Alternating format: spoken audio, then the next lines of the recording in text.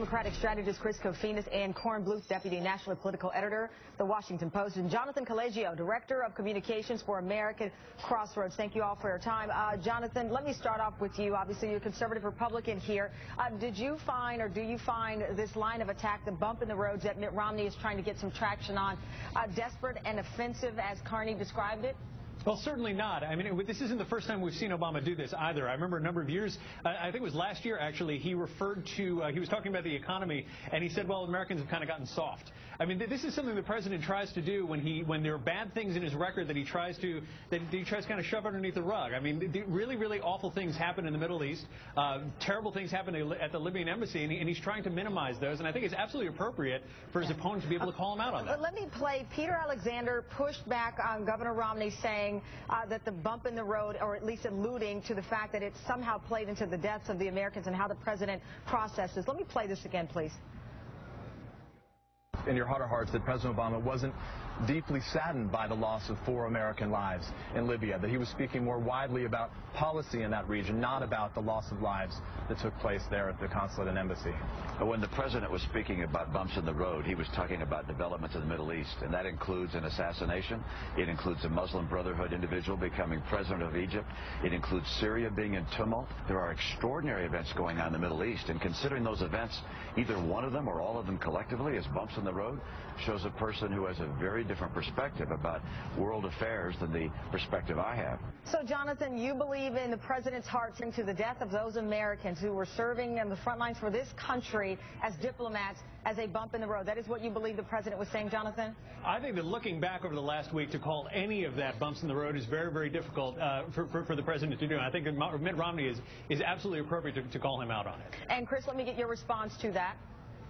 Well, I mean, listen, it's pretty desperate and not surprising. I mean, when you're the Romney campaign and you're basically behind in almost every key battleground, when you're losing ground and you have a campaign that is being torn apart not only within the campaign, but by your right-wing and Republican supporters, you've got a problem. So you try to, basically exploit whatever kind of moment you have, and they think they have a moment here. I don't see it, and I don't think the voters see it. Their biggest problem is, again, he has no vision, regardless of whether, in terms of the Middle East or foreign policy, he's got no vision as to where he wants to lead the country. That is the fundamental problem with the Romney campaign. They can attack all they want. They can misrepresent all they want. Until they figure that puzzle out, he is cooked. And it's interesting, Friday we ended the day with a segment regarding following the news cycle, and our first read team had some analysis that it appeared the Romney campaign, after 3 brutal weeks, was looking just for anything. They came out with a tape that they said was the president from 14 years ago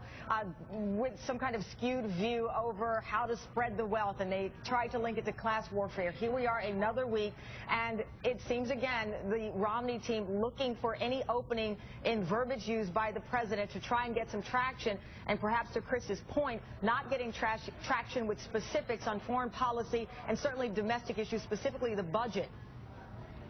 Well, sure. Look, I think it's no surprise that at this juncture in the campaign, with the polls being what they are, that the Romney campaign would be looking for any opening that they could get with the president. I think there is a distinction to be drawn between their doing so on foreign policy and doing so domestically, and certainly, in cases, Democrats have pointed out that the comments were taken somewhat either out of context or exaggerated, but I don't think that the campaign is out of bounds by any means for trying to find an opening and trying to find a way to go after the president. And you're absolutely right, not out of bounds for trying to find the opening, but we saw the incredible firestorm that started after the campaign released its statement on Libya before the facts were known. Even conservatives turned on the Romney campaign. And I ask you that because just on the way to his latest event in Colorado, let me play what Governor Romney said on his plane regarding no more fundraising, that the fundraising season is over, and that maybe it's time to change the strategy. Let me play that. I think the fundraising season is probably a little quieter going forward. We've been very heavy raising money. I'd far rather be spending my time out in the key swing states, campaigning door to door if necessary, but in rallies and various meetings. But fundraising is a part of politics.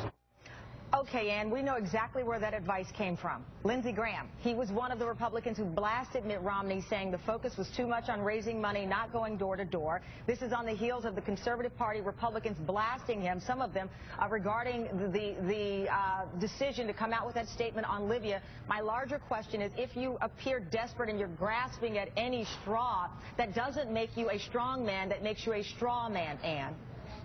Well, look, I think we're going to have to keep a close eye on the Romney calendar and see if he actually does dial back on the fundraising or not.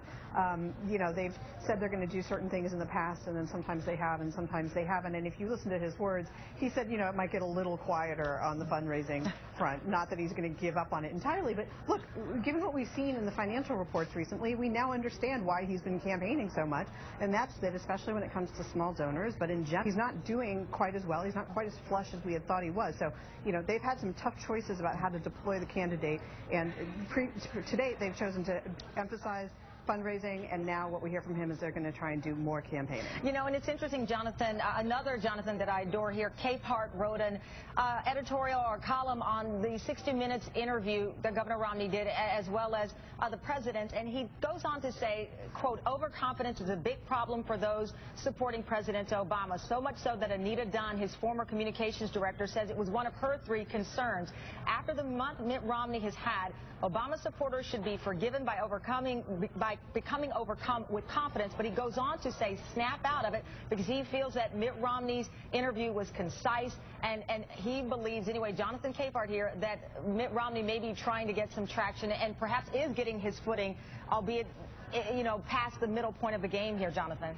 Well, I would say overconfident and also over-political. I mean, remember, after the day that we had the assassination in Libya was also later that evening, the president went to a campaign event in Nevada. They are very, very focused on politics all the time here. Instead of meeting with Benjamin Netanyahu, they went and did an appearance on David Letterman.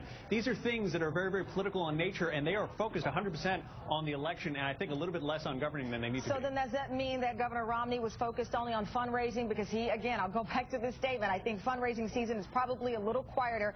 I'd far rather be spending my time in key swing states campaigning door to door.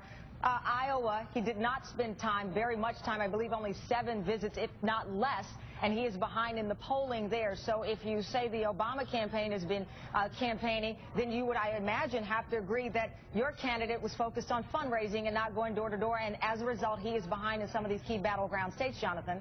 Well, Mitt Romney is running for president.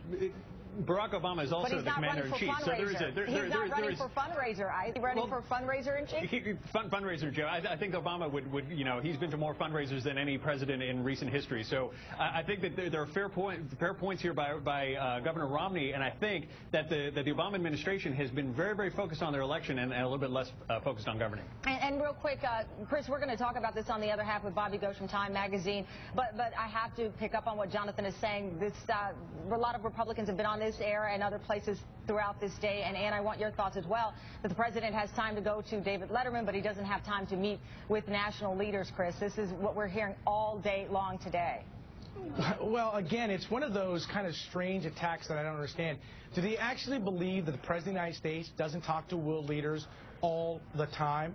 I mean, I understand that their fixation on trying to make some kind of indirect attack, but again, it's one of those things that the average voter sitting at home and watching President Obama does not sit there and think, oh, you know, he's just sitting out there wasting his time not talking to people. But Chris, they do see that he's in New York and he is not meeting, and you've got this headline, for example, in First Read that says it's Obama's Do No Harm Week. They do see that.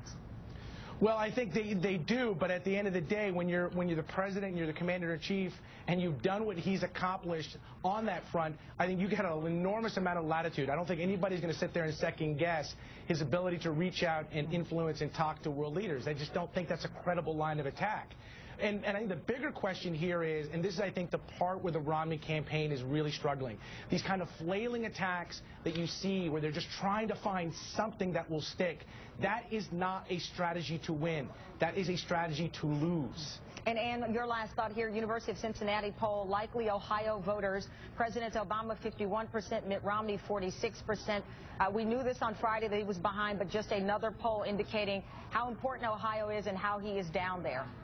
Yeah, absolutely. I'm going to see him showing up in Ohio tomorrow and doing the bus tour that he's doing. Look, no Republican can get to the presidency, hasn't in recent memory, without winning Ohio. It's really important for him to try and close that gap somehow. All right, somehow, perhaps he will. Thank you very much, Ann Kornbluth. Thank you, Jonathan Coligio, and of course, Chris Kofinas.